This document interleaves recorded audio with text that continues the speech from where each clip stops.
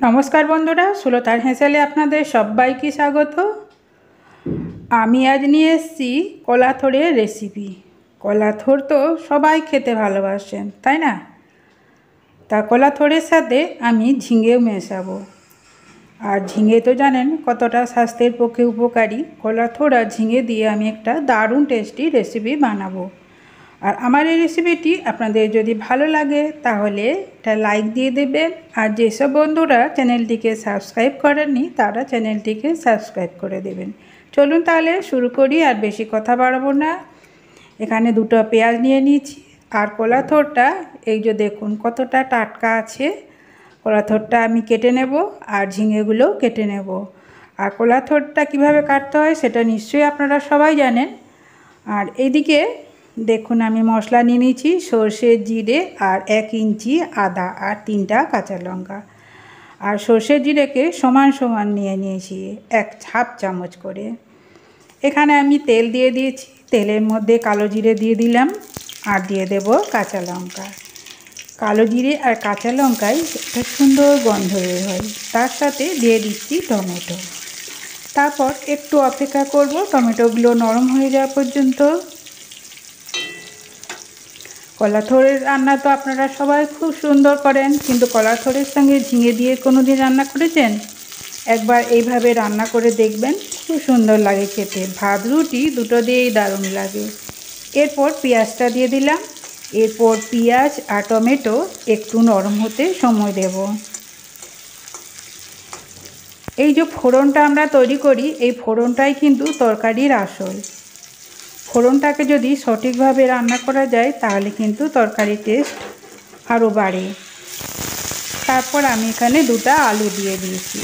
आलूटा एकटु देखे दिते हबे कारण सुगारेर रोगीदेर पक्षे आलूटा उपयोगी नय।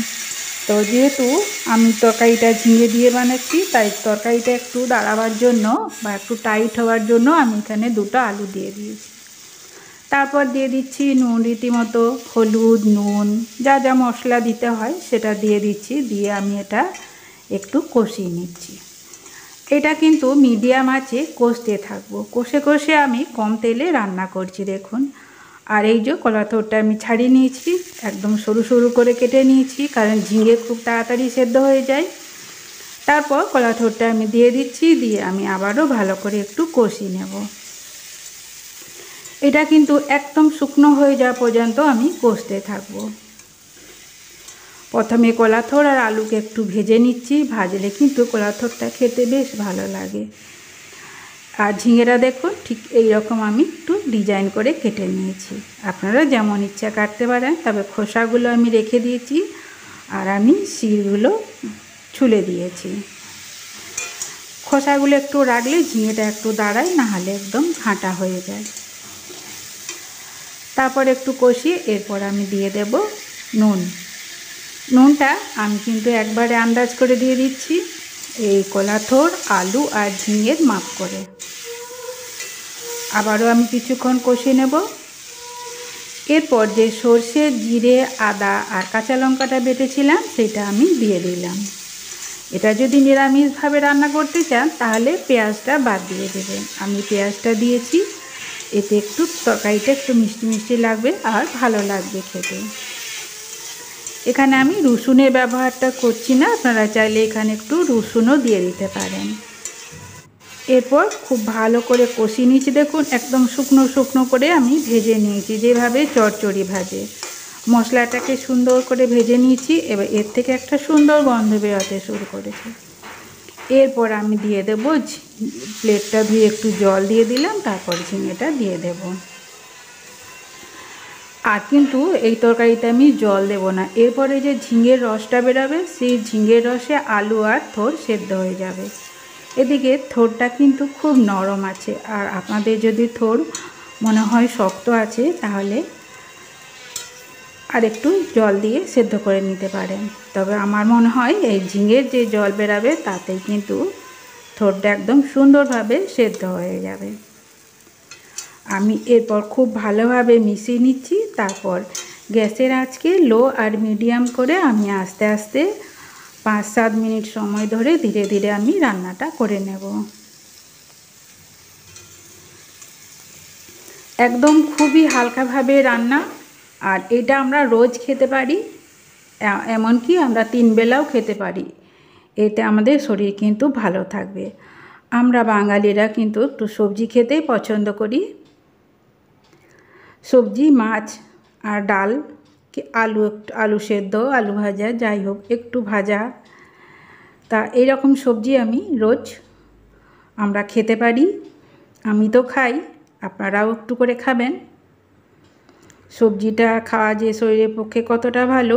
আর যারা নতুন নতুন রান্না শিখছেন তারা এইভাবে রান্না করে নেবেন, দেখবেন খুব ভালো লাগবে। আর খুব তাড়াতাড়ি হয়ে গেল, বেশি ঝঞ্ঝাটেরও কোনো ব্যাপার নেই। আর এই রকম ধীরে ধীরে কষতে কষতে এরকম কষাও হয়ে যাবে ঝিঙে, আর ঝিঙেটা সেদ্ধ হয়ে যাবে। আর দেখুন ঝিঙে থেকে কতটা জল বেরিয়েছে। এই জলে কিন্তু আলু আর থোড় সেদ্ধ হয়ে যাবে, ঝিঙে তো সেদ্ধ হবে। শেষে যদি দেখা যায় যে ঝিঙে বা কোনো কিছু কম সেদ্ধ হয়েছে, তখন 1 কাপ বা 1 চাটু জল দিয়ে দিলেই হবে। আর দেখুন সুন্দর সেদ্ধ হয়ে গেছে। আলু তো অবশ্যই সেদ্ধ হবে। এরপর চাইলে আলুগুলো একটু টিপে দেওয়া যেতে পারে, তাহলে তরকারিটা একটু ঘন হবে। আমি আবারও একটু ঢেকে দিচ্ছি, আমার মনে হচ্ছে যেন আর একটু সেদ্ধ হবে। আর একটু জলও ছিল, সেই জলটাও একটু শুকনো হলো। আর একদম তরকারিটা রেডি হয়ে গেছে। দেখুন একদম টাইট টাইট করে নেব তরকারিটা।